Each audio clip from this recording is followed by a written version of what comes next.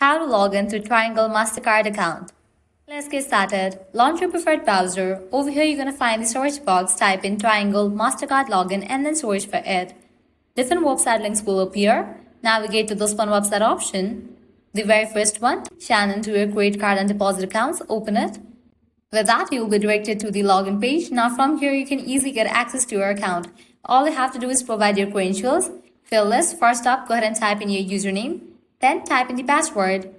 In the case you have forgotten the username or password, you can click on these options to recover it. If you want to save your login info, check in for the option of remember my username. After you fill this, click on sign in, and just for that, you will be logged into your account. So this way you can easily log into Triangle MasterCard account. In the case you haven't created your account yet, click on the option of enroll now and go through the registration process. Well, that's a wrap for this video. At the end, if you guys find this video helpful, don't forget to like, share and subscribe to our channel. Thanks for watching.